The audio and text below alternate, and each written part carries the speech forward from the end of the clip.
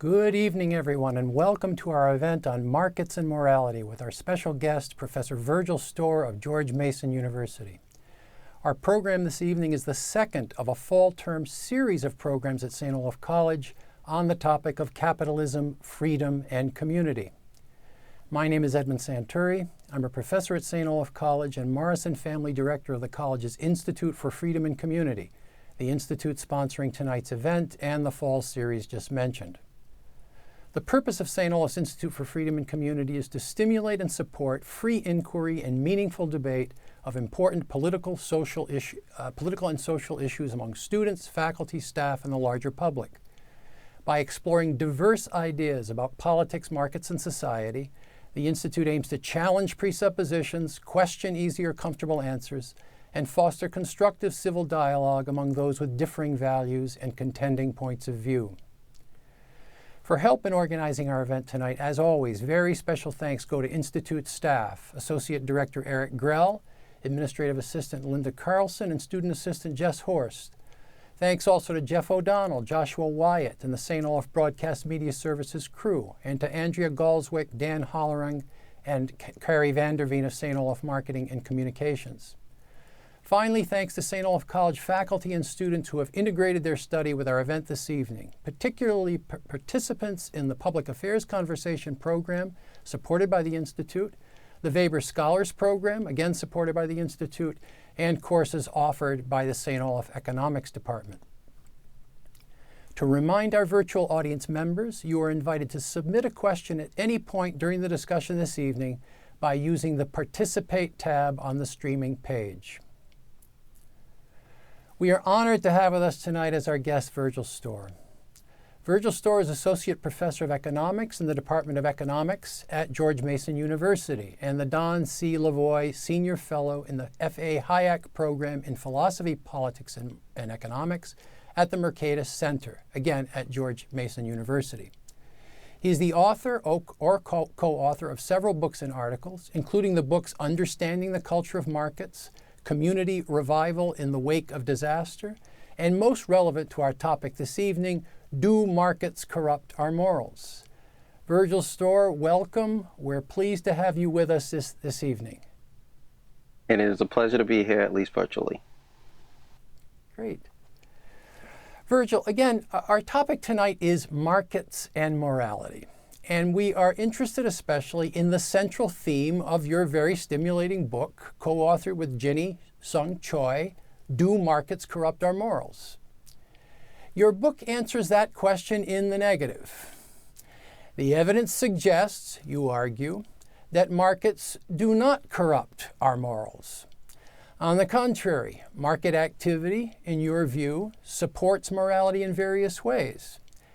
And this thesis of yours takes issue with a long-standing view, at least in the history of the West, that participation in market activity, exchanging goods, buying and selling, entering into commercial contracts, all these things, do in fact corrupt the participants morally in various ways. You're challenging that view in your book.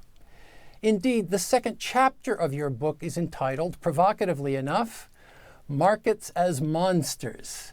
And that chapter describes a range of traditional and contemporary arguments to the effect that market activity does corrupt our morals. So let's start with that. Why have some important thinkers in the history of the West, people like Aristotle and St. Thomas Aquinas and Jean-Jacques Rousseau, Karl Marx, why have these thinkers thought that market activity, economic exchange, buying and selling, commercial transactions, promote or involve moral corruption? Why, in the view of these critics, is the market a moral monster in that sense? And what are some of the reasons these critics give for their position? Yeah, so it's a great question. I don't know if I know exactly why they make this claim. I do think that one of the one of the things that became really clear as you pointed out when you read that literature is a common claim. It's a claim that not only is held by people who are traditionally opponents of the market or worry about the market or maybe criticize the market or maybe want to regulate the market, maybe want to eliminate the market and replace it with a different kind of economic system. It is a claim that's even held by some of the people who are thought of as champions in the market. Someone like Adam Smith, for instance, who's sort of celebrated as, you know, the father of markets, the father of capitalism. He also had this sort of, you know, claim about markets being, you know, potentially morally corrupting, potentially morally problematic. And so I don't know exactly what's behind the error. I think it's something about a sort of sense that markets are really of the world. There's this kind of activity that's really, you know, on the ground, and that there's something sort of not elevating about that kind of activity, right? That markets are too everyday, maybe markets are too mucky, markets are too much the thing that you know that you know that we sort of seem to be dragged down by, and that there's something not, you know, livening about that. There's a sort of sense that can't be the place where, you know, moral development, moral aspiration should be headed. It's got to be the place of this kind of, you know, muck or muddiness or what have you. It's the place where we lose our souls. It's not the place where we enrich or enliven our souls. And so I think maybe that's behind it, but it is, regardless of what's behind it, it does seem to be such a common perspective. Yeah. You also go on to identify in your book some moral defenses of markets offered by older thinkers, people like Bernard Mandeville and Montesquieu, and more recent thinkers like Friedman and Hayek. But you suggest that these defenses of the market are deficient as responses to moral critics of the markets. I mean, some of the things that are said are things like, well, you know, the market is not intrinsically bad. It's in itself a kind of morally neutral tool. It can be used for good or evil, but there's nothing intrinsically wrong with the market. Or the market has this sort of magical property of being able to turn vice into virtue. Or markets have, they have some moral problems, but the alternatives are worse. I mean, you talk in some detail about these positions, but you find them somehow deficient as a defensive market. Where have they gone wrong, in your view? What's the problem with these positions that try to defend markets against the charge that markets are moral monsters? Yeah, in some sense, they share the same. And ironically, they share the same belief about markets that the critics of markets on moral grounds seem to share.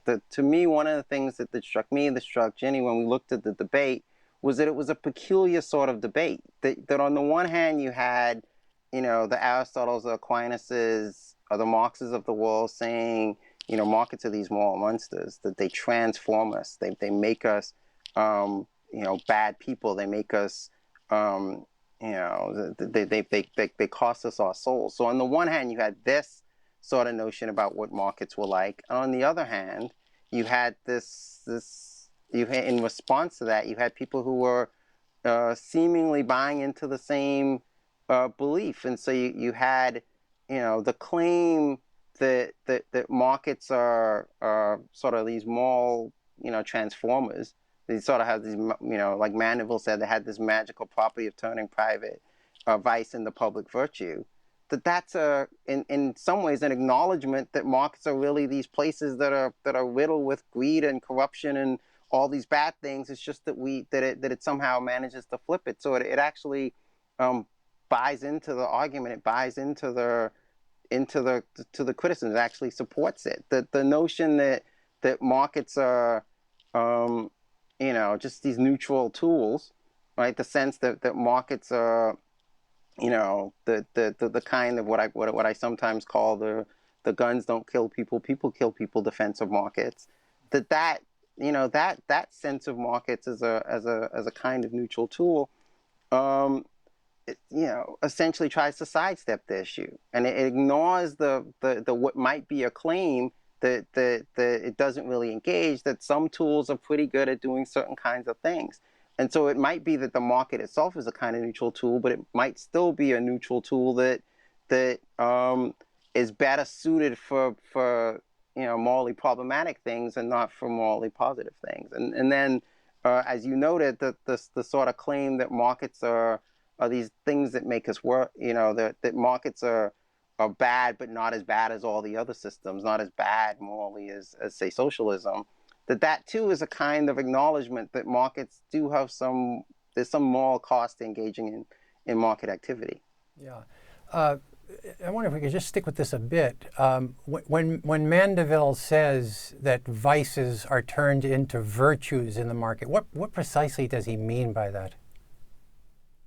Yeah, so if you read the poem "The Fable of the Bees," right, that he lays out, he tells the story of the grumbling hive, and in this is an alloy. It's sort of meant to stand in for London at the time, and you have what is this hive that is prospering. It is the envy of its neighbors, he says in the poem. It is extremely rich and wealthy. It is fed by its neighbors, he says in the poem. But despite this, or maybe at the feet of this, that the source of this wealth, the source of this power, the source of this prosperity, he says a ton of vices. And so you have, he says, no industry in this hive is without these morally problematic behavior. The greed is driving just about everything. The theft is at the root of it. He tells the stories of doctors pretending that their patients are sick. He tells the story of lawyers fabricating cases so that they can earn money. And so vice is at the front of all this prosperity, he says. And so in the story, what we're in the fable, what happens is that the bees sort of are uncomfortable with this, right? They like the riches, but they're uncomfortable with the vice. And so in response to this kind of scenario, what they do is they pray to Jove, they ask God essentially to rid them of the vice. And as soon as God rids them of the vice, that the hive essentially falls to bits. The prosperity goes away. It's no longer the envy of its neighbors. In fact, it's a society that's destroyed, right? And so he has in here a kind of moral transformer that's happening, and he doesn't really specify what that moral transformation might be, but he has a moral transformer happening here where you have something like vice, something like greed that's channeled in the right way in markets, according to Mandeville, and by channeling it in the right way, by sort of matching it or pairing it to a kind of some other maybe a virtue, but some other sort of characteristics of human beings, that you get something like a prosperous outcome, right? And so so greed matched appropriately, you get something like industry, you get something like hard work, and so that's the kind of sort of moral transformation that he thinks is happening there. That you get that same sort of thing, maybe in a less extreme form, shows up, I think, in the work of Adam Smith and in his theory of moral sentiments, where he tells a similar kind of tale where it's a sort of self-deceit, a desire to be wealthy, a desire to have comfort, that he thinks is the font of all the industry that we observe, and that it's that kind of desire for more, that desire to sort of live a life of comfort and ease, that sort of leads us to it's sort of the reason why we have the prosperity that we enjoy, at least in commercial societies. And the fact that it has this consequence is the justification, in some sense, for the behavior. But your reservation about this is vice is still vice, whether it leads to a good outcome or not, and so that it's not much of a defense of the market system against the charge that the market is intrinsically corrupting, because as a matter of fact, what he's conceding is that you need this greed, or what have you, or in the case of Adam Smith, you need the concern, the kind of excessive concern for prosperity in order for the market to work. So it doesn't do precisely what you think a moral defense of a market ought to do. Yeah, but let me just. I think that's right, but I think there's another thing that it doesn't do, and it's actually ironic that I think the criticisms of markets on moral grounds also don't really do it, which is that they don't actually show that markets are morally corrupting. They assert it, they assume it, Okay. and so I think that's another sort of issue with the debate overall, is that both the critics and the so-called defenders of markets on moral grounds don't actually talk about actual markets in some sense. That they don't talk about both how we as say economists or political economists or social scientists generally understand how markets might work, and so they're not rooted in theory, theories about how markets might work, but they also, and this is even more problematic, they're not rooted in people's experiences in the market. They don't, in fact, demonstrate, sort of in the way that, say, a social scientist might want to demonstrate, that markets are, in fact, morally corrupting. That when we look at a market system, we look at a market context, we see more vice there than we do when we say look in a non-market context. And I take it that's in some measure what your point is when you say in the book, the question of whether markets corrupt morals is an empirical question rather than a philosophical question, I think is the way you put the point. And I take it what you mean is that you got to just look and see whether or not it is the case. You can't simply assume it in an abstraction. You got to see whether it is the case that markets operate based on kind of immorality, or it encourages immorality, or requires immorality, or something like that. Exactly right. Yeah. So then in your book, you try to take that challenge head on, and you offer, or at least you claim at any rate, to offer empirical evidence supporting the view that markets do not corrupt our morals. Quite the opposite, you contend. There is considerable evidence to show, not with absolute conclusiveness, but it suggests pretty strongly that market societies are, in some sense, morally speaking, better than non-market societies. So, and in launching that kind of argument, you say, at one point you say, while there can be, for example, victims of markets, a lot of bad things can happen here and there. You say people's lives are sometimes made better, wealthier, healthier, happier through markets. And so, and then you give a number of interesting examples, and I'm wondering if you could talk about some of these examples. You start one chapter out with the example of slaves who improve their lives with market possibilities. I just found that to be a fascinating discussion, and I suppose in some measure your use of that example takes on a position like Marx's. Marx believed that markets are inherently exploitative and enslaving. He talked about wage slavery, of course, but you say that there is some evidence to suggest that slaves themselves were able to improve their lives simply because they had market possibilities. Could you say something about those examples? Yeah, and so this is an example. So I guess let me offer a qualification first. That slavery is a horrible thing. I am not in any way condoning slavery. I'm not in any way justifying slavery. I'm not in any way trying to soften slavery. But slavery in the Bahamas, and I'm Bahamian by birth, and is where I was raised.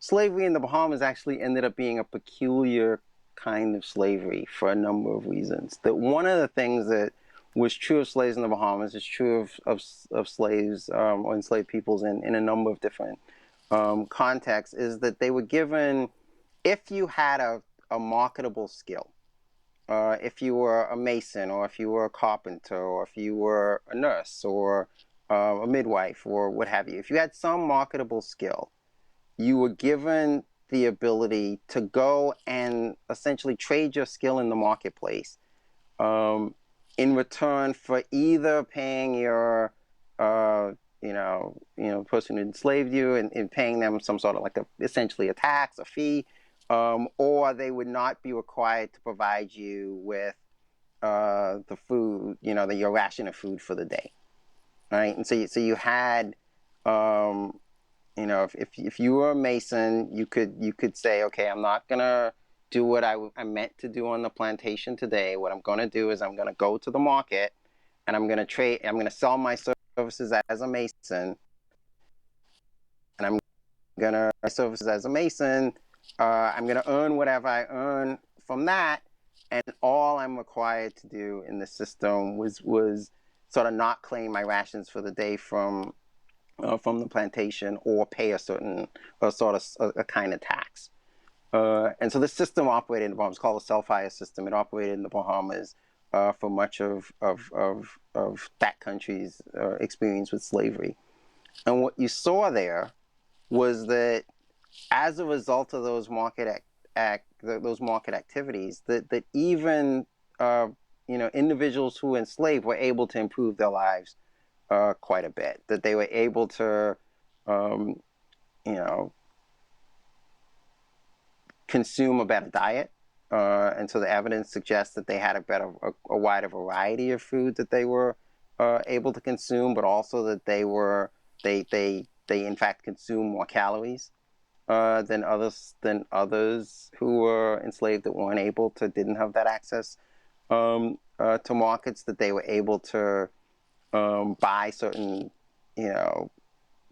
items that might improve their lives, and certain trinkets that they might be able to purchase, that in some cases they were able to buy themselves out of slavery.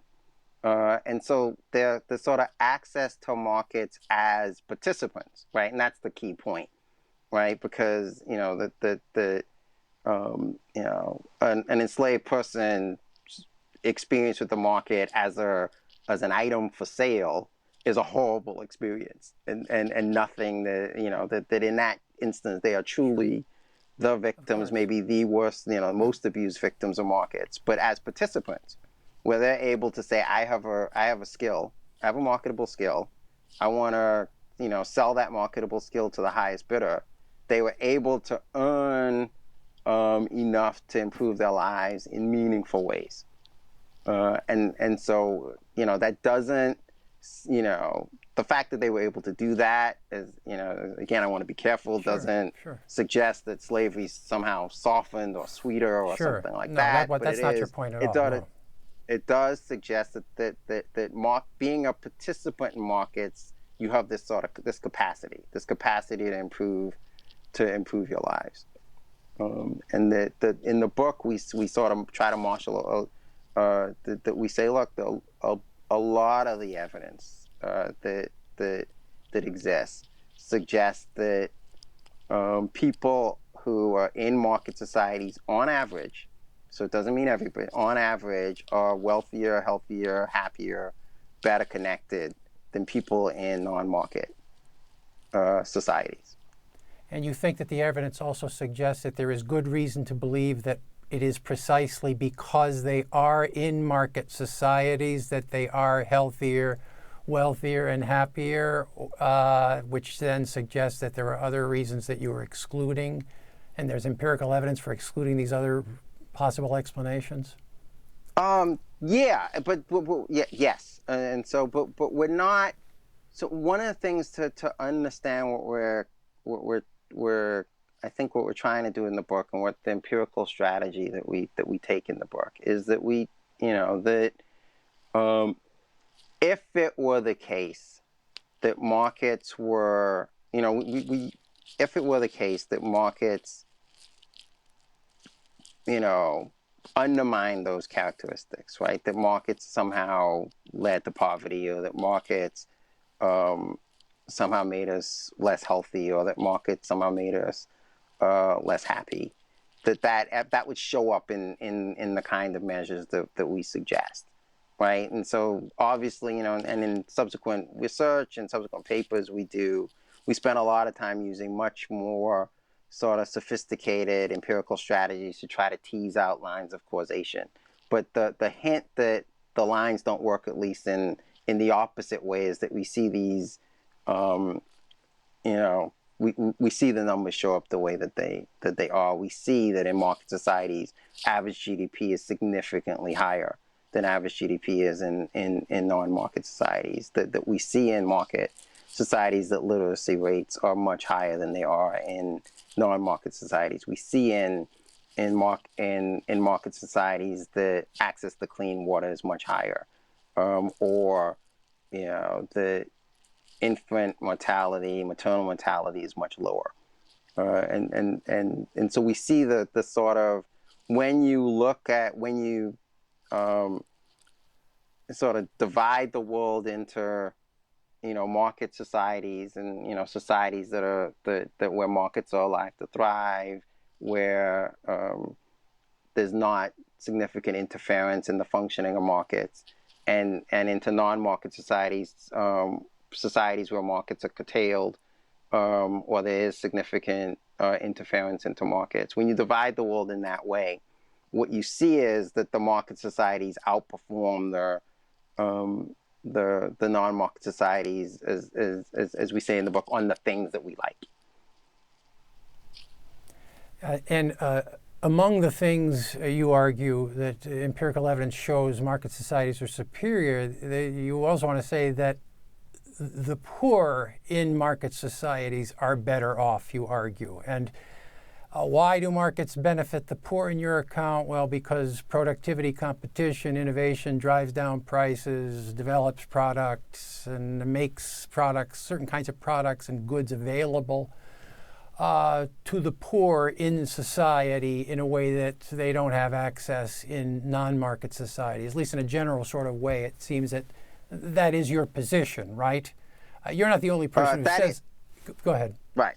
Yeah. No, that's absolutely right. And you see it again. You see this play out in the numbers. That it is the poorest 10%, say, in a market society are much wealthier than the poorest 10% in a poor society. In some instances, the poorest 10% in a market society are in fact richer than the richest 10% in some non-market societies. And so it's much better to be, if you're going to be poor, you much rather be poor in a market society than a non-market society. You're going to be materially better off. But it's also the case that market societies are more socially mobile. That when you look at the statistics on social mobility, and there's a couple of ways that we can do this. One way to do it is to see how related, say, a son's income is to the income of his father. Right, so sort of a way, if they're tightly related, then there's not much social mobility. It means that you can't, in essence, become richer than your father was. If they're not related, then it means there is a great deal of social mobility. That when you look at those and you sort of look at how measures of social mobility are in market societies and how measures of social mobility are in non-market societies, you see that in market societies, individuals, there's much more social mobility than in non-market societies. And then also inequality, which is is a very real problem. I'll let you ask the question, but I'll just say that inequality, it seems too, is also that market societies are much less unequal, much more equal than non-market societies. That's a surprising moment in the book, for me anyway. I mean, I'm not an expert on these matters, but one of the criticisms of market societies you often hear is, yes, it is true that there are all sorts of benefits, and it might be true that relatively speaking, the poor are in some sense better off, but it doesn't do the job one often hears with respect to inequality, and that there are these large gaps in market society. And I take it one of your empirical claims in the book is that the empirical evidence is at least more ambiguous than it is sometimes made out to be, or are you making a stronger claim? Now I'm hearing you say something maybe a little stronger. You think you think that the evidence is pretty clear that inequality is less a problem in market societies than it is in non-market societies? On average, and so here's the challenge, that there's not, there are a bunch of market societies, right? There's not just one, and there's a bunch of non-market societies, and so in the way that I'm sort of articulating that claim, you certainly could find market societies that don't do well on issues of equality, right? And so the United States, for instance, is a country that doesn't do well relative to some other countries in terms of inequality. But if you look at the countries that outperform the United States, many of them are market societies. And so the Netherlands is a market society, does better than the United States in terms of inequality. It's much more equal society, but it is nonetheless a society where markets are permitted to thrive. There's not significant interference in markets, that entrepreneurship is encouraged, that, and corporate taxes are relatively low. And so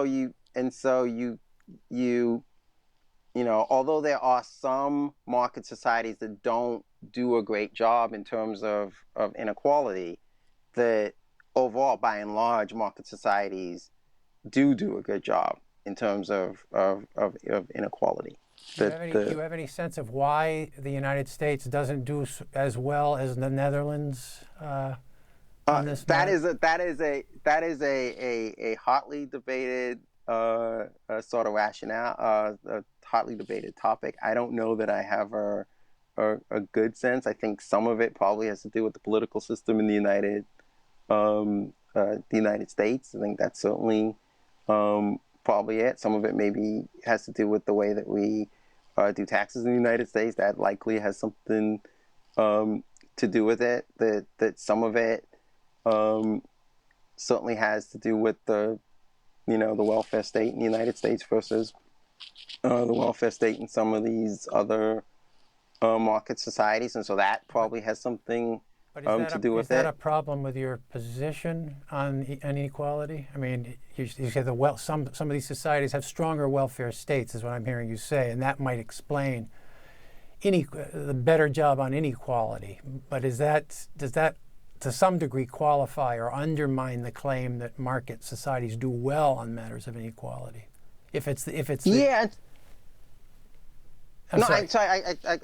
I take your point, and I sort of understand the position. I guess the way we try to frame it in the book is again, remember the sort of question that's being asked. The question that's being asked is, at least as we constitute it, how do market societies do on these measures versus non-market societies? Right, and so the evidence is that market societies do better. Now, there's a range of reasons why market societies might do better. If one of those reasons is that market societies do better on this particular measure because they have a welfare state that, ameliorates some sort of challenges vis-a-vis inequality, that doesn't sort of change the fact that market societies do better. It might offer a channel through which market societies do better, but it doesn't sort of overturn the point. Okay, yeah, that makes sense. But can you give me a couple of instances of the non-market societies that don't do well on equality? So I'm trying that. So some like will be very striking, right? So you sort of think of I'll go to the extreme. Think of a country like say Haiti, right? And what the wealthiest Haitians are like versus the sort of poorest Haitians, and what the distance between those two groups would look like, right? The wealthiest Haitians are extremely wealthy. They have wealth that would make would count them as wealthy even in some Western countries, but the poorest, in that country are very extremely poor, right? And so the gap between the richest and the poorest there, I think you sort of think countries like the Congo, you think countries like Rwanda, you can think of a number of other countries that sort of have that kind of property, right? Where the poor are very, very poor relative to the poor in the United States. And the wealthy are, in fact, wealthy. And that is, in your account, that is due to the fact that they lack certain kinds of market conditions. That is,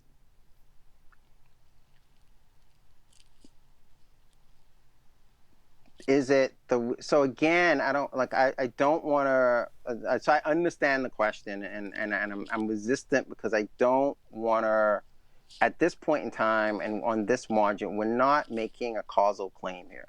What we're making is, at least we're not making a direct causal claim. Okay. What we're making is a claim that says, look, how do market societies versus non-market societies perform on these measures? Okay, here's the evidence of how they perform.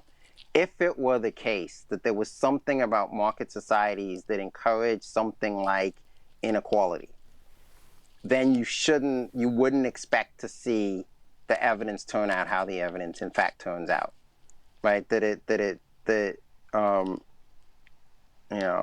is absolutely the case that correlation does not imply causation, but there's nothing that's correlated that is not also there's not anything that whether there's a causal relationship that's not, you don't also see a causal or a correlative relationship. And so that is sort of the empirical strategy that we take in the book. And so it's an indirect causal claim, not a direct causal claim. It's saying, look, if this argument in fact held water, we shouldn't expect the results to turn out the way that they do. We should see at least a hint of it in these averages of sort of measures of inequality across markets and non-market societies, and we don't. Yeah. Okay, that makes sense. Yeah, let's move to a slightly different topic now. I mean, part of the art, what we've been talking about is that market societies have certain kinds of outcomes that everyone would, in some sense, recognize as good. So greater mobility, the poor are relatively speaking better off, at least according to your argument, and then it does a reasonably good job on matters of inequality, whatever little blips on the screen that there might be, say with something like the United States. So that's one, and so the argument there is that the moral point of view, I suppose, from the moral point of view, you ought to be interested in a society which promotes those sorts of goods, and therefore market societies do promote those sorts of goods, and therefore they should be commended from the moral point of view. In some sense, that's the argument. But then you go on to make other kinds of claims about the relationship between markets and morality. And a couple of things here which I would love for you to elaborate on. In one chapter you say that markets are moral spaces. And by that you mean that they provide space for the cultivation of certain kinds of virtues that everyone sort of recognized as morally commendable traits of character. And then you also say that markets are not only moral spaces, but they're also moral training grounds. That is to say, they provide occasions for cultivating morality in individuals and groups and relations and so forth. So I wonder if you could say a little bit about each of those. First, the idea of markets as moral spaces, that is to say, creating space for the cultivation of moral virtues. Can you give some instances of what that is all about? Yeah, and so the claim that we're making there is that it is, contrary to the view that markets corrupt our morals, that it seems to be the case, at least, that market societies, we actually observe sort of high incidences of sort of when we go about the business of, say, measuring, coming up with measures for virtues or coming up with measures for vice, we see those things that we would call as virtuous, that the measures of those are higher in market societies than in non-market societies, and the things that we typically describe as vice are the measures that are lower in market societies than they are in in non-market societies. And so it seems, at least on the evidence, that rather than being sort of incompatible with morality, that markets are in fact quite compatible with morality. In fact, you seem to see more of the things we might call moral behavior in markets. And so there we have in mind a couple of things, right? And so if you look at market societies, that there seems to be more altruism.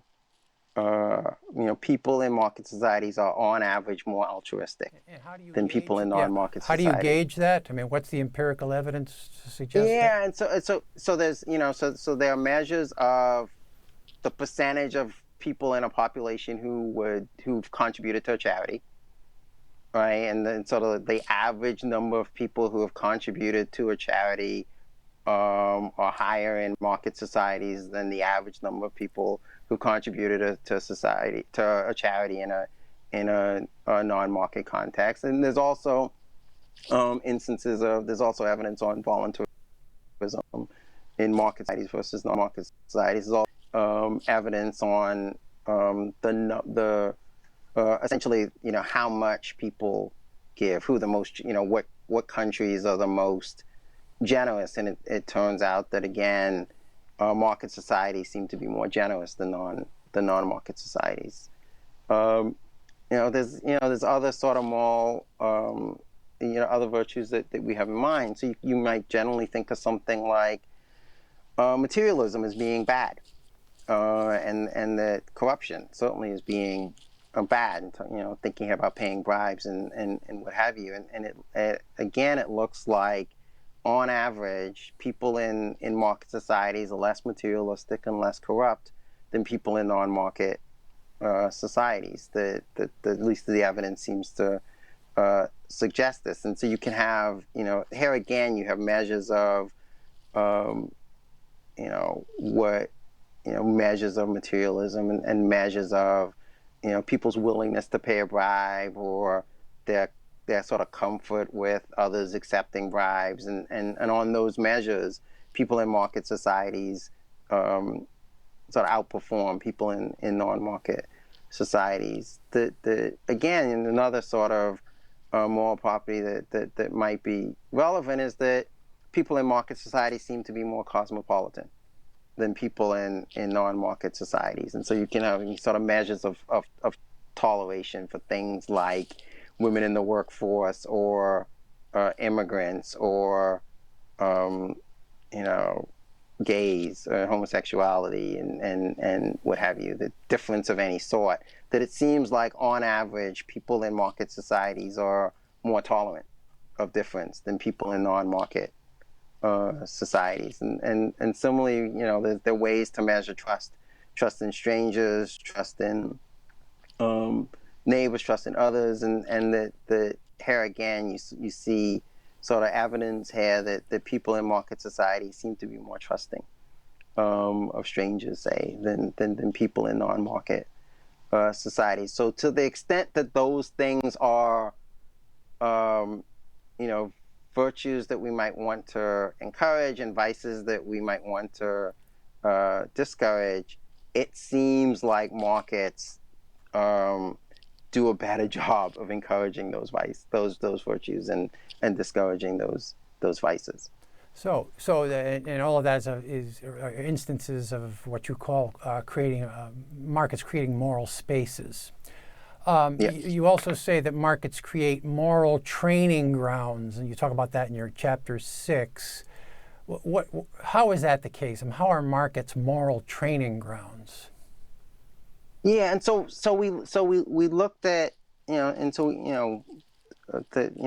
we sort of get through the book, and we're sort of met with this puzzle, right? And this puzzle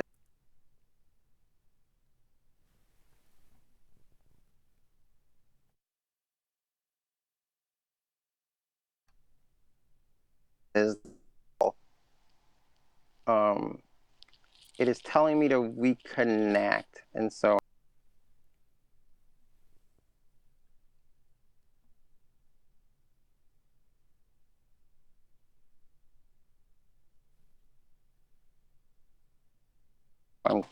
Hey, Okay. I think we went away for a bit. Am I back? Is he back now? Go ahead. Yes. Okay. Yeah,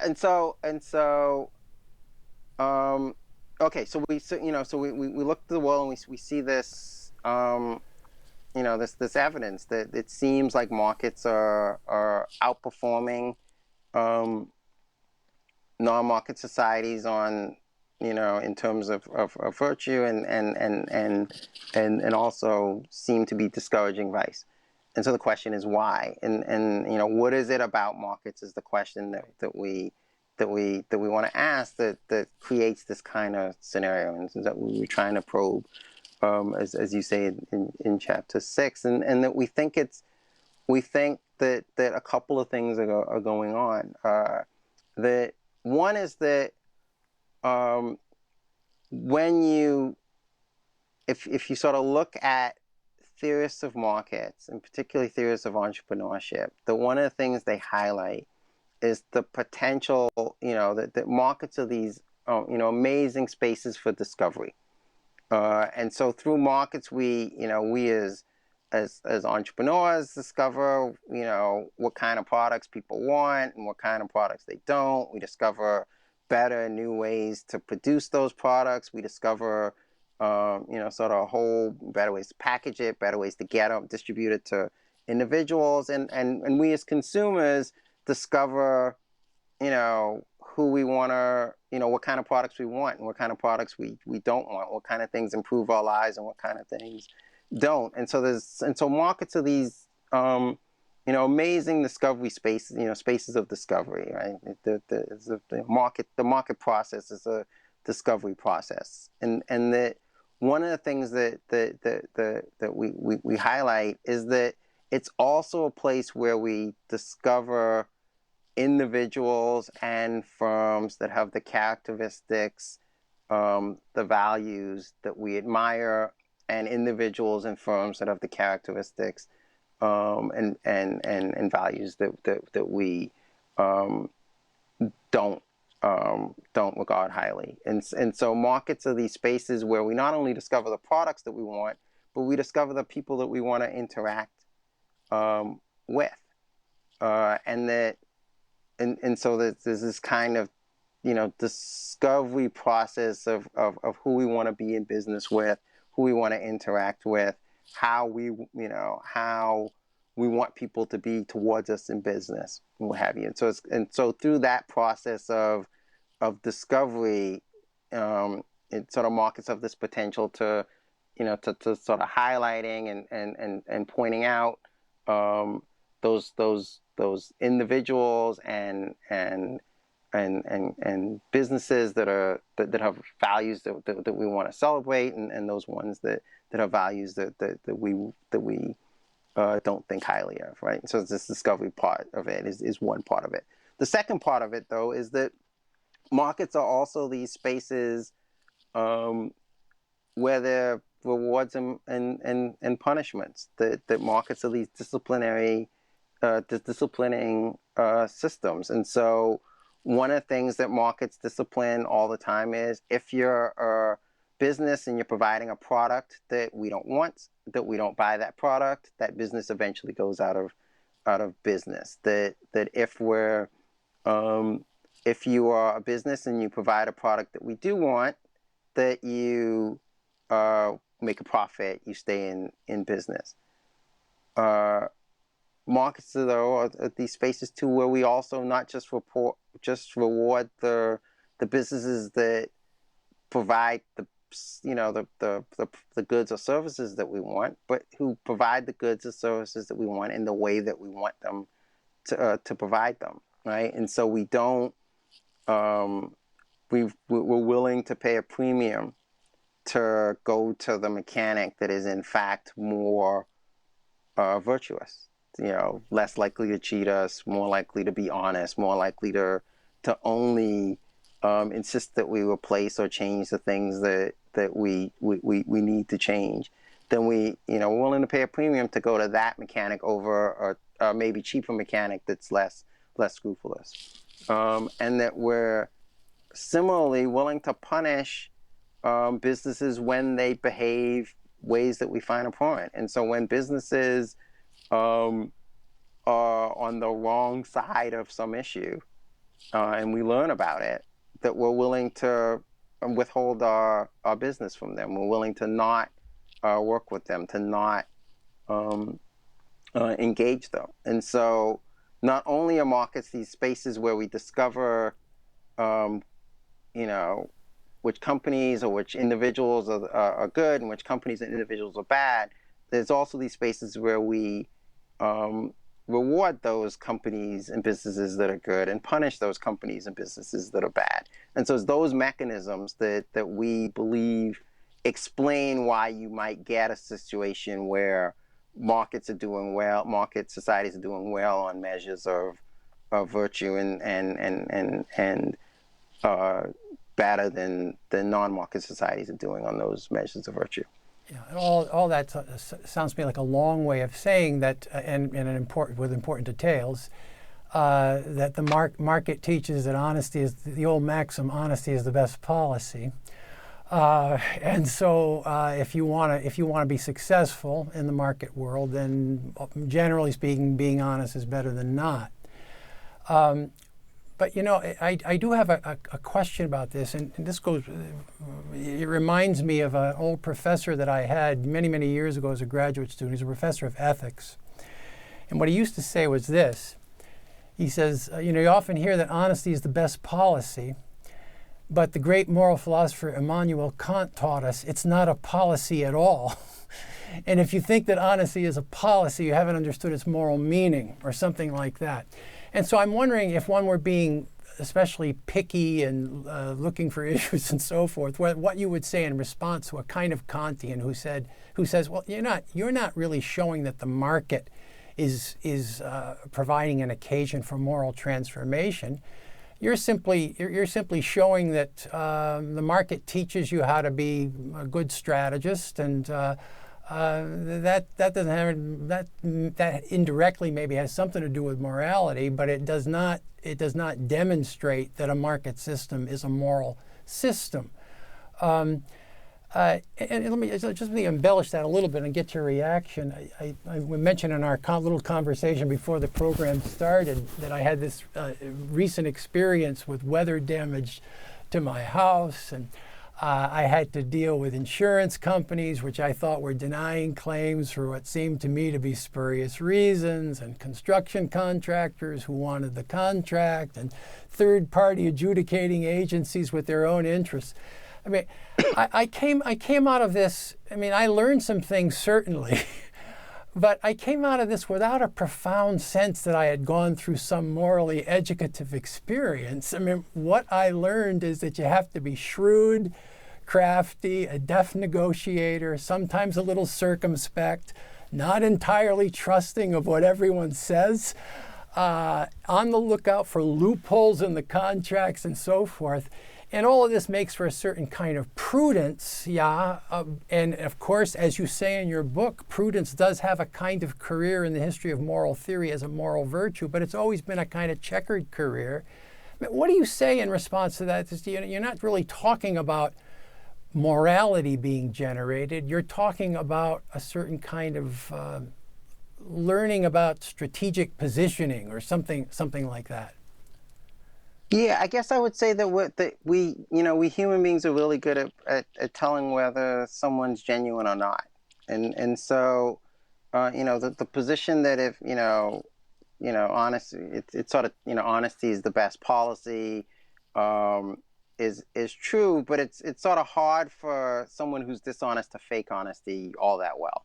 That we as human beings are really good at finding those people out eventually. Of course, sometimes we're tricked, sometimes we're even tricked for a long time, but it's very hard for us to it's very hard for we human beings are not easily fooled for that long, particularly about the sort of character of individuals. And so that's sort of the one point. The second point is that there's sort of two ways that the market is transformative in this regard. The one way is that it genuinely encourages us to be better. right? So that's one way, and that may be that's vulnerable to the argument that your former professor had, that, well, that's not genuine morality. But the other way is that it weeds out truly bad people, right? That it actually transforms the people who are succeeding in the market, meaning the people who are dishonest, the people who are shady, the people who can't be trusted, eventually go out of business, right? And so now let's just sort of take your example, sort of head on, and say, okay, well,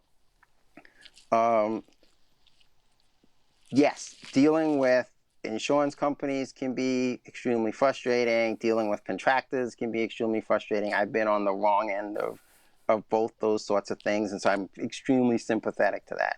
But it's also the case that it's educative. And so one of the things that it maybe teaches you is, okay, when dealing with someone who's dealing with an entity or a business or whatever that's unscrupulous, I've got to be, get down dirty with them. And that's one lesson. The other one is that I don't want to deal with this contractor ever again. And in fact, not only do I not want to deal with this contractor ever again, I want to save my friends from dealing with this contractor. In fact, I want to save strangers from dealing with this contractor. So I'm going to go online and I'm going to write a review of this contractor saying this person can't be trusted because they promised to do X and they didn't do it, and what have you, right? And so that a lesson that we learn in that process is the kind of businesses that we want to deal with.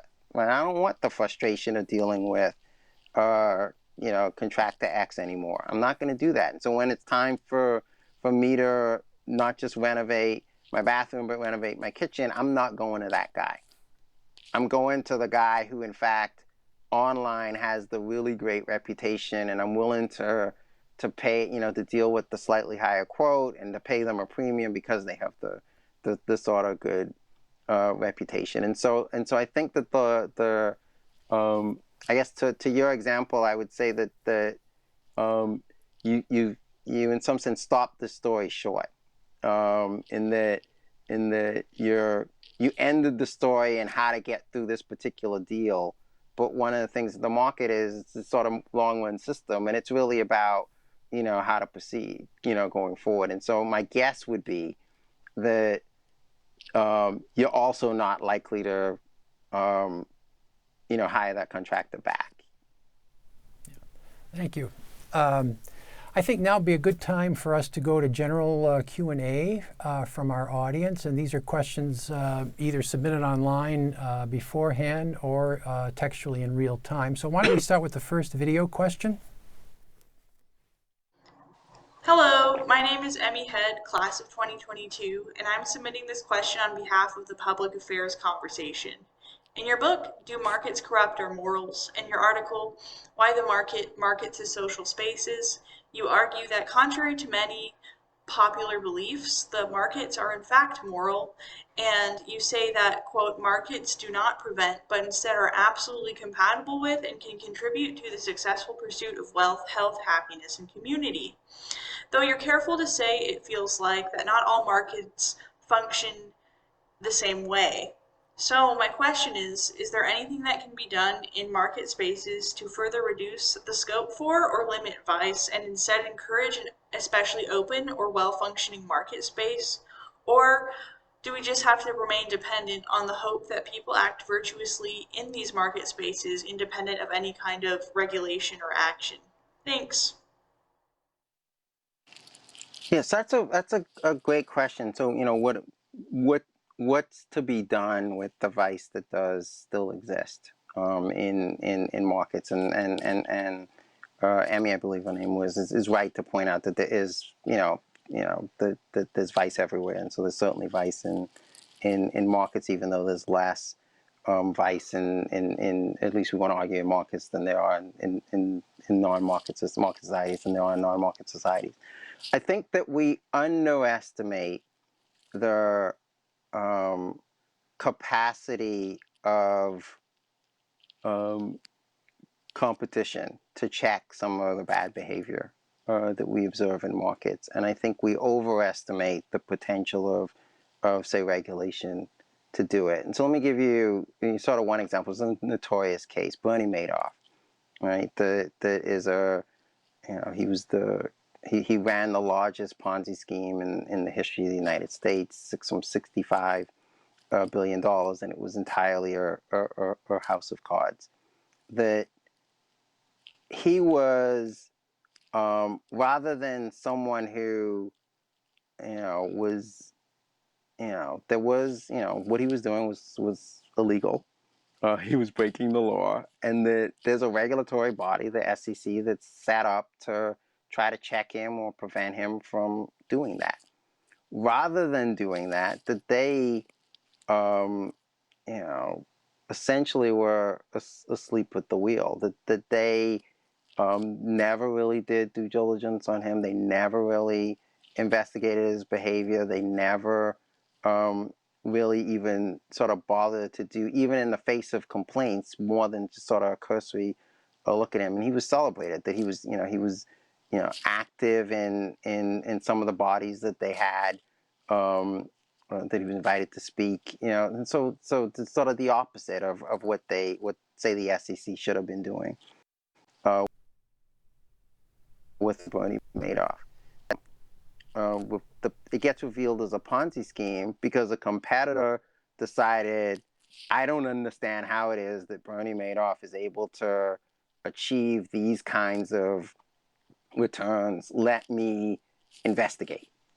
And that competitor figures out very quickly that it's a Ponzi scheme, and then spends the years following them figuring it out, trying to convince anybody who would listen that in fact was a Ponzi scheme. That Madoff himself said, look, it should have been obvious to the SEC for decades that I'd been essentially running a fraud. I was engaged in a fraud, but the SEC didn't. Was in the body to figure that out. The individual that figured that out was situated at a competitor, and that it gets revealed to the world as a fraud because Madoff is, the financial crisis essentially puts a strain on Madoff's businesses and his ability to actually live up to the promises that he made. And so I think that that competition and we as individuals actually do quite a good job of reining in the bad behavior of entities. That again, you sort of think about the number of places that say were engaged in labor practices that we were uncomfortable with, and the impact that those practices being brought to light, and then we as consumers withholding our business from them, and the positive effect that had on the activities and behavior of various firms that might have been engaged in problematic practices. Thank you, Virgil. Here's a question online from Jack Ridgway, class of 2022, St. Olaf, from Behavioral Economics. Companies will often use psychological tactics to persuade people to spend excess money on goods and services they do not need, resulting in the purchaser to end up in a worse place. The company therefore rationally profits from the foolish actions of other people. For a company to rationally succeed from the misfortune of another, how is this not a corruption of the market? Yeah, again, so I think that there's a lot of that we see bad behavior all over the place, and we certainly see some bad behavior in markets, and that there's some practices in markets that I guess I would note that also get used in politics and also get used in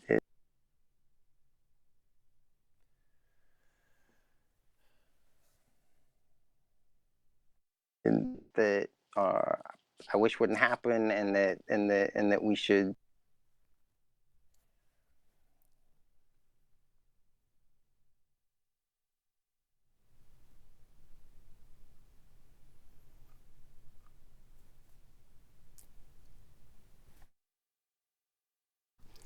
becomes We're experiencing technical difficulties, and we are working on getting Virgil back to us.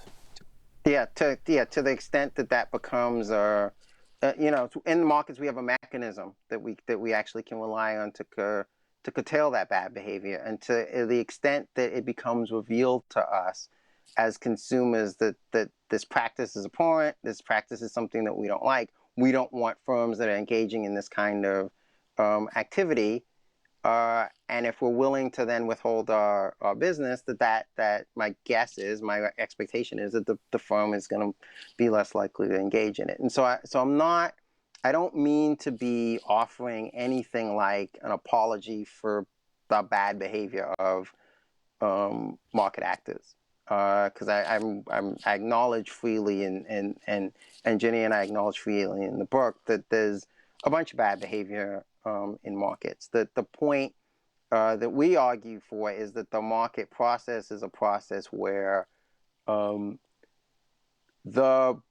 sort of bad behavior that we as consumers find problematic, morally problematic, there are mechanisms by which we can check it and curtail it and limit it, and that the sort of morality as measured by a number of things that we generally sort of consider to be indicators of how moral a society is, how, you know, giving it is, how tolerant it is, how materialistic it isn't, that those kinds of things are you know, sort of more likely and more evident in market societies than they are in non-market societies. Thank you, Virgil. Let's take the next two video questions. Hi, Professor Storr. Thank you so much for visiting and talking with us today. You talk about the market creating a social space through interactions between buyers and sellers, as well as coworkers. Has the transition into Zoom or more virtual environments changed your opinion at all on this? Also, more generally, do you think e-commerce and online marketplaces changes this inherent social nature of markets? Thanks.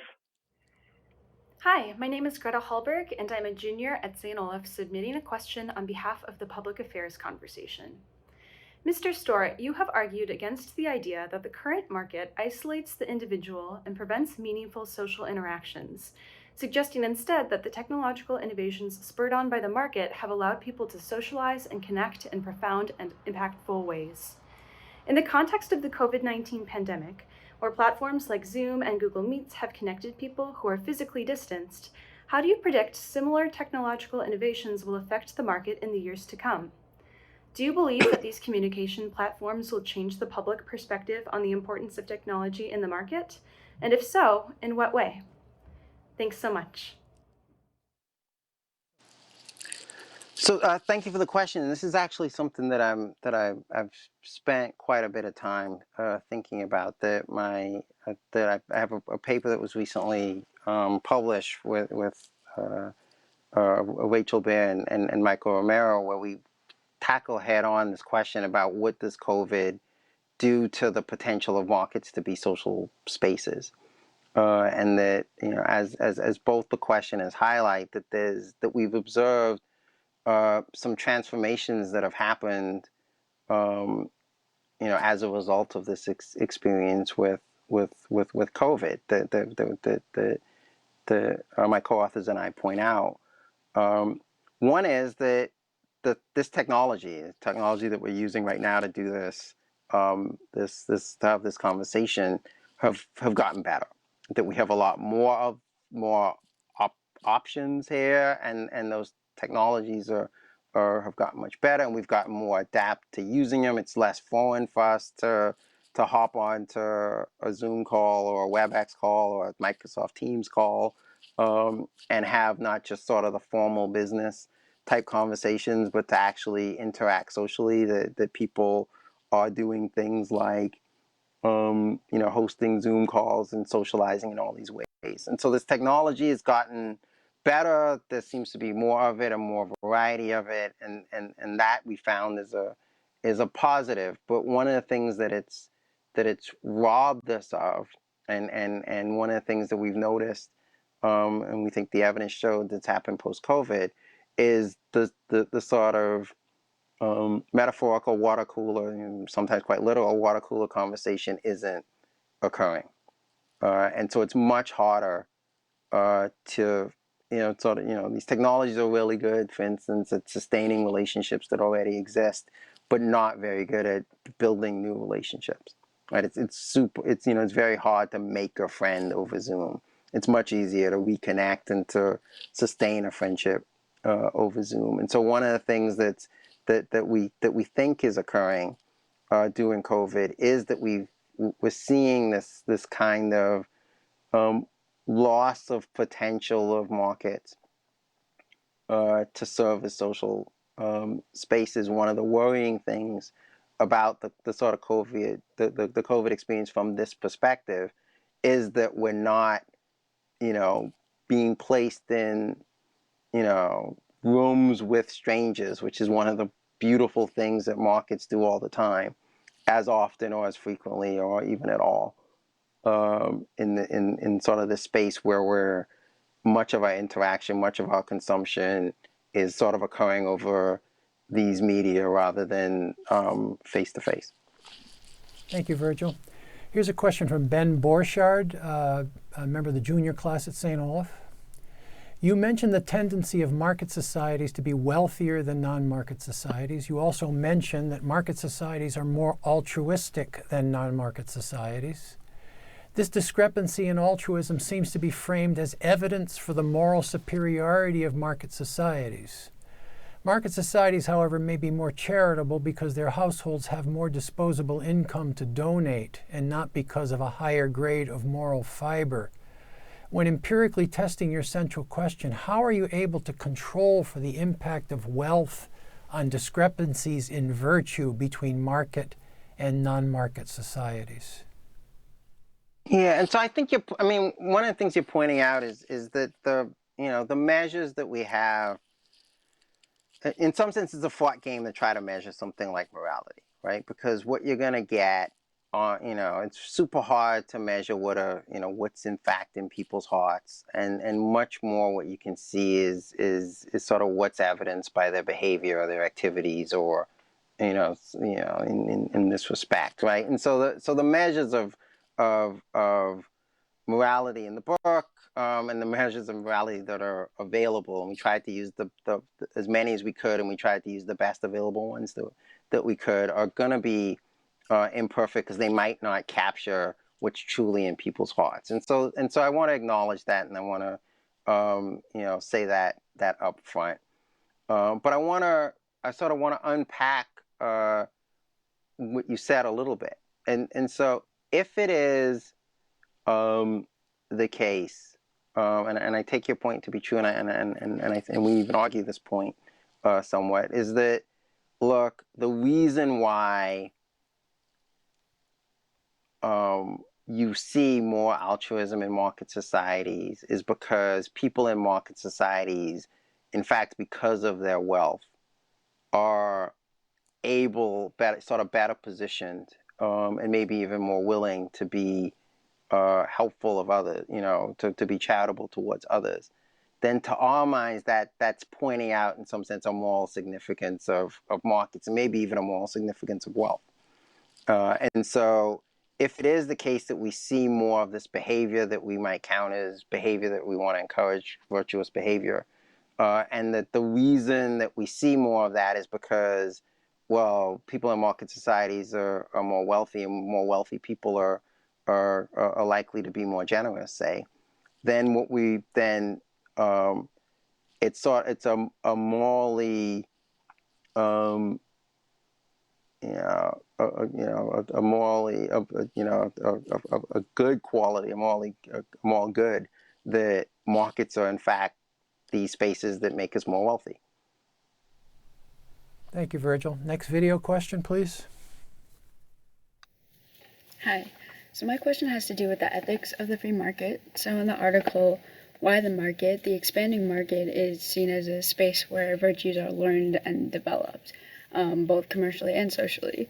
But based on my knowledge of the free market, it's more of an unrestricted competition between privately owned businesses, which allows for an economic structure that tends to promote monopolies. And a really good example of a monopoly in America is Amazon. And people don't tend to like Jeff Bezos. He's seen as one of the greediest people on the planet, and he has a complete lack of humility, and he has a tendency to treat his workers poorly, and basically he's just not seen as a good person. And so I guess in that sense, I'm wondering, how can this economic style promote good virtues when it creates so much class inequality and resentment towards each other? Yeah, so I think that's a fantastic question, and it's, you know, the sort of, like, I don't want to defend. I don't know Jeff Bezos. I don't want to defend Jeff Bezos. I think that the public record on Jeff Bezos is I guess at best mixed, and so I'll sort of move away from him as a character. I don't. I guess I would say it this way: the argument in the book and the argument we make isn't an argument that we won't see, you know, jerks in the market. That they're, you know, that there's certainly, you know, sort of bad actors in market spaces. Maybe he's one of them. You know, as we know in the book, and I think is sort of true, is that bad actors sort of in every social arena that you can imagine. And so, you know, some professors are not really good people either. And so that's not the argument. The argument we're trying to make in the book is, what is it about? Let me back up.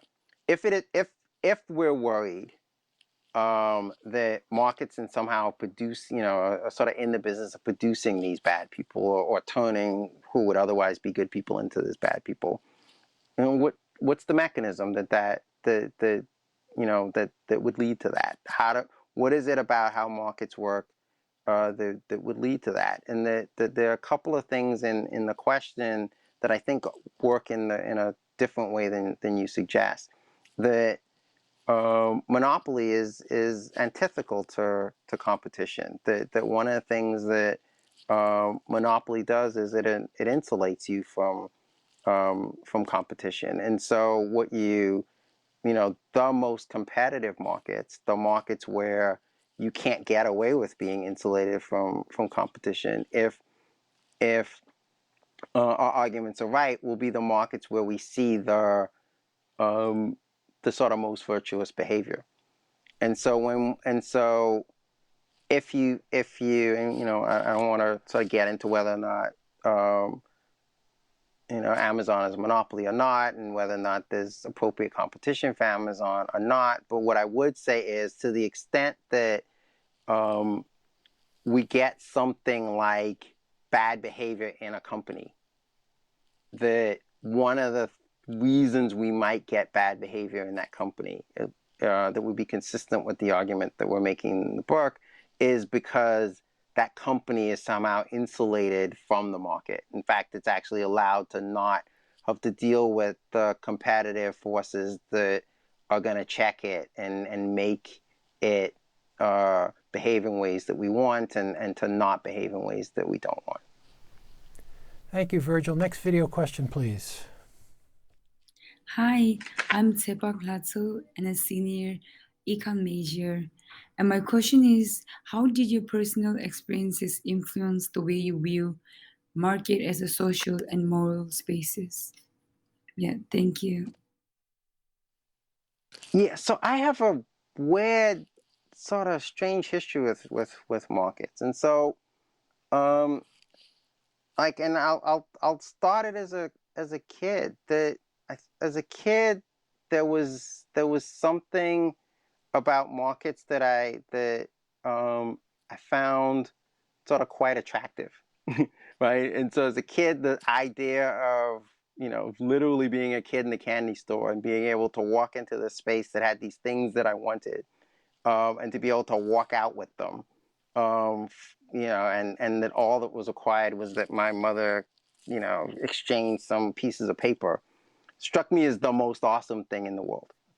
And so as a kid, I think I had like a real attraction to markets. There was just something really cool about getting what I wanted and not seemingly having to give up all that much. And then as I became a teenager, I started to read a lot more about the world and about capitalism and about markets.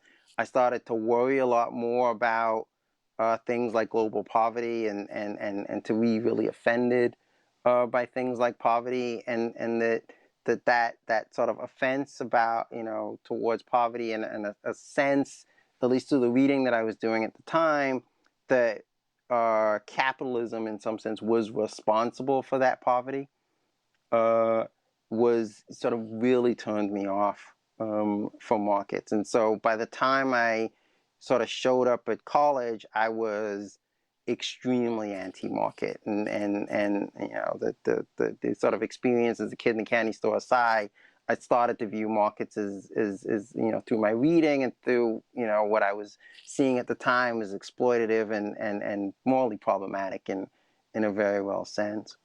And I was looking at the time, I think, for ways to there's got to be a better system. There's got to be something out there that we should and we could replace markets with. And I became convinced, that the solutions that seemed most readily available at the time, say something like socialism, just couldn't work. That they didn't. That not only were they not as likely to help the poor as I sort of imagined that they might be, but they actually had a lot of moral problems themselves. And you look at countries like the former Soviet Union, or you look at countries like Cuba under Castro, or you look at countries like the current North Korea, and you see not just poverty that are levels that are for somebody who was concerned about poverty I was uncomfortable with, but you see sort of abhorrent practices that I'm certainly uncomfortable with, and so I started to, I thought by that time I was sort of, I was sort of reluctant, sort of, reluctantly embraced markets. And as I've continued to study markets sort of in my sort of academic work, but also sort of think through my experiences in the market as a participant, that my closest friends are people that I met through either working with them or buying and selling, buying from them in some instances, that and so the market has been a real social space in my life. But I've also been able to, in my market experiences, really live out the practice of, punishing the disreputable mechanic and punishing the disreputable contractor by removing my services. And I've been in the experience of actually embracing and willing to pay a premium to the babysitter that in fact is more moral and more trustworthy and is more likely to take care of my kid. And so there's been at the same time that my sort of academic understanding of how markets work and the social aspects of markets and the moral aspects of markets and how they play out, but also my personal experiences in sort of going about my day-to-day activities in markets, that they sort of both have convinced me in some sense that markets aren't the immoral spaces that many sometimes say they are. Thank you, Virgil. This is a question now from Hugh Stoddard, class of 1983 from Atlanta, Georgia. The terminology in this discussion has suggested the existence of a dichotomy between market societies and non-market societies. In actuality, since most societies are probably somewhere on a continuum between market and non-market. What is the dividing point between the two? Has any research estimated the correlations between the degrees of marketness and the extent of favorable social metrics that have been discussed? Yeah, I think I was talking about the empirical strategy that we took earlier, which is, and we described it as in the book, even we describe it as a really blunt tool, and the sort of, in many ways we arbitrarily draw a line between the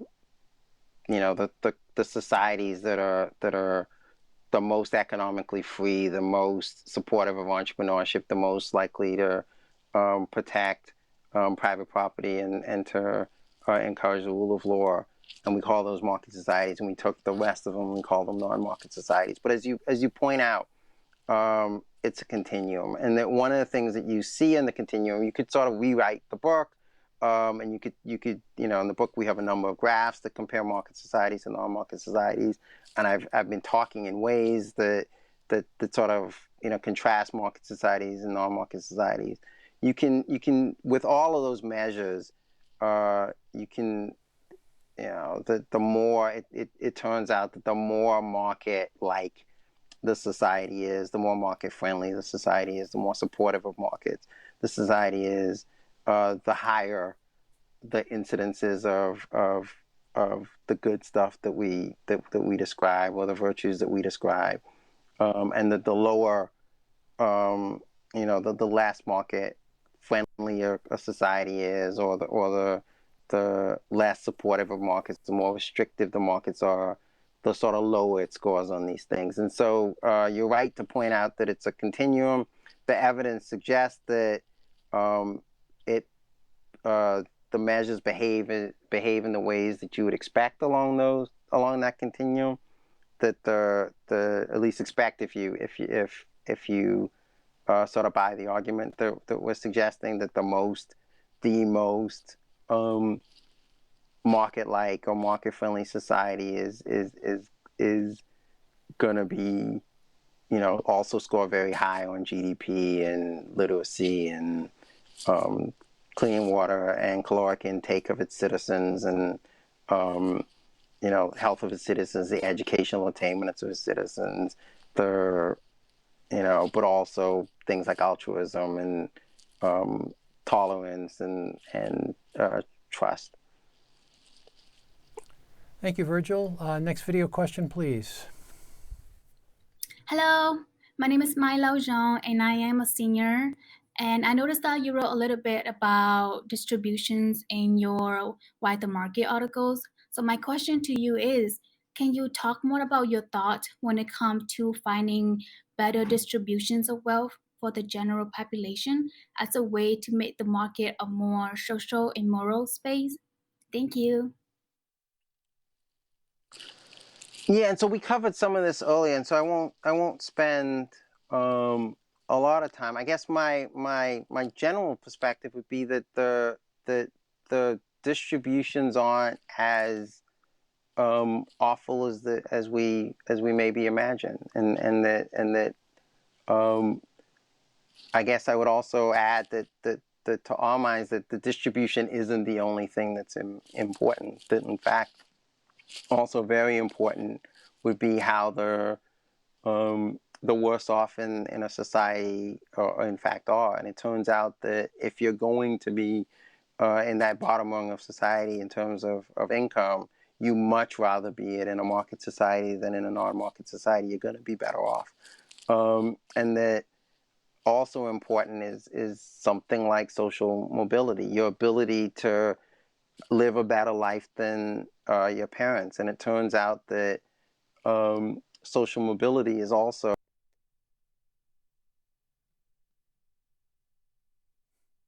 market societies.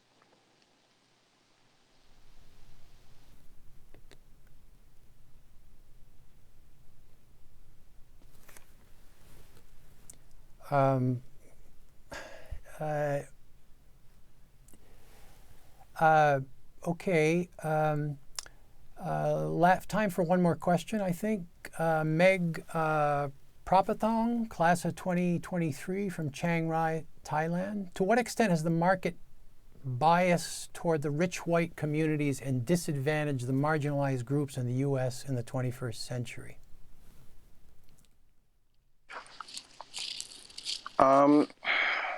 Yes, I'm struggling to answer that question because I don't know that that's so. Let me back up. There are all sorts of social rigidities in our communities, and that those rigidities certainly impact the potential of women to succeed relative to men, and that you see certainly they impact the ability of people of color to succeed relative to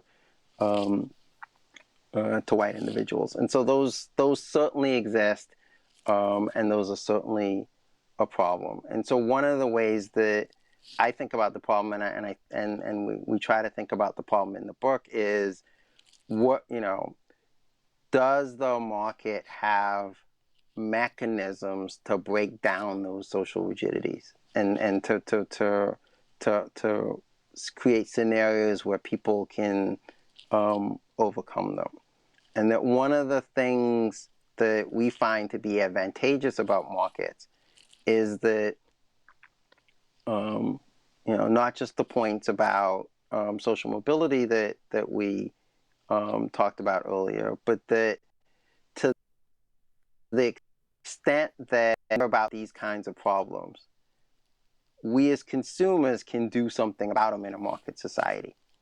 And so to the extent that we think that, that blacks or women or, gays or whoever are disadvantaged in society, and that something ought to be done about that, we could shop in ways that reflect that, right? That we could support the local black business. And in supporting the local black business, we can do something to close some of these gaps that we that we observe. Some of these things that are vestiges of a whole range of social and political and other problems that we might discuss. And so that's the way. That's what I want to think about the problem is less about okay, look, we live in a world where there's sort of disparities along racial and gender and a whole host of other lines, and these things are facts of the world, and to think more about what kinds of systems are likely to undermine those social cleavages and what sort of racial and gender and other disparities, and what kind of systems are likely to reinforce them. And to our mind, and we think the evidence seems to suggest that the market is something that breaks those down rather than reinforces them. Thank you, Virgil. We've come now to the end of our time. Thanks to the audience for joining us tonight in this stimulating exchange with Virgil Storr, economics professor at George Mason University. And thanks so much to you, Virgil, for being with us and for sharing with us your views on markets and morality. Thank you. This fall term, St. Olaf College's Institute for Freedom and Community continues its series of public events on the theme Capitalism, Freedom, and Community.